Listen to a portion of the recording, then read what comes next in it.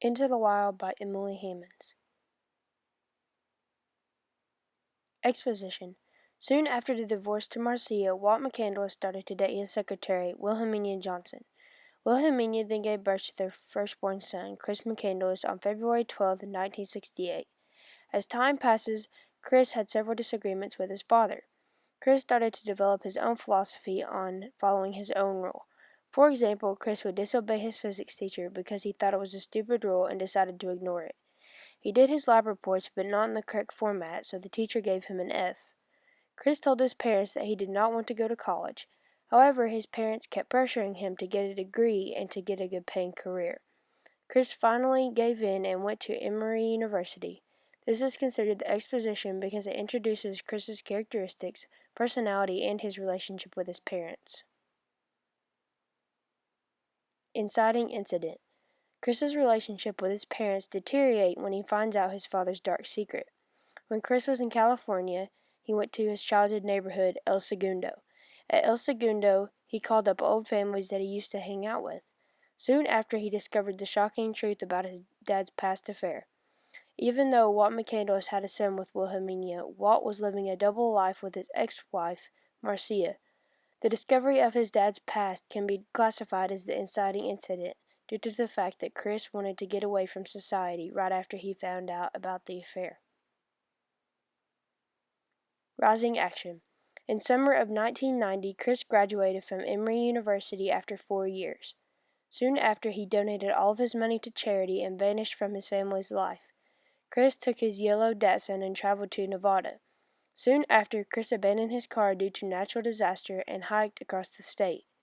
His family was worried since they had not been in contact with Chris in a long time. Chris found the Colorado River and canoed to Mexico. He also abandoned his canoe due to natural disaster and decided to walk to California on foot. He succeeded with a few troubles here and there, but he finally reached Los Angeles. Over time, Chris applied for a lot of jobs and inspired a lot of people he had met during his travel in the United States. But it was time for Chris to take on his initial challenge, to survive in the Alaskan wilderness. Chris hitchhiked with his newly found friend Stucky all the way to Alaska. At Alaska, Chris wandered the Stampede Trail and found an abandoned bus. Chris tried to cross over the Tucalaca River, but the river is now overflowed with fast rapids. Chris decided to head back onto the bus for comfort and rest. The rising action is when Chris sets out for adventure because it builds towards the climax by showing his human interaction.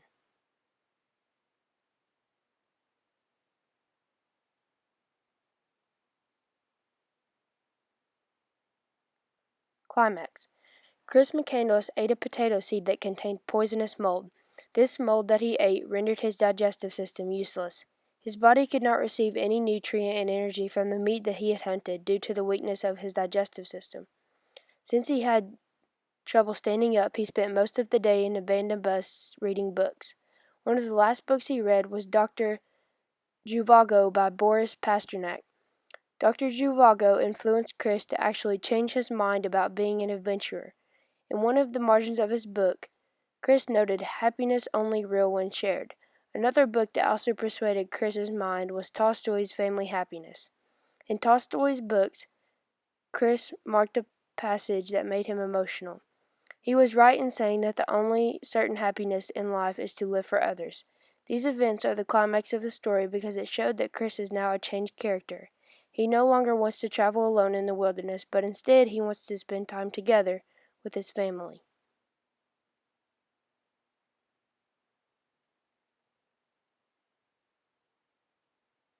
Falling action.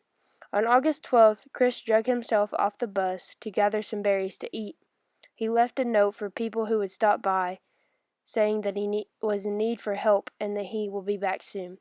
To his dismay, nobody had visited the bus site. On August 19th, he wrote his final words, I have had a happy life and thank the Lord. Goodbye and may God bless all. Soon after, he slipped into a sleeping bag for a permanent rest. This is considered to be the falling action because it leads into the conclusion and happens after the climax. Review. I really enjoyed this book. It was full of suspense. It was very interesting to see how the author connected his stories with Chris's. I recommend reading this book if you like adventurous and survival books. Overall, I would give this book an 8 out of 10.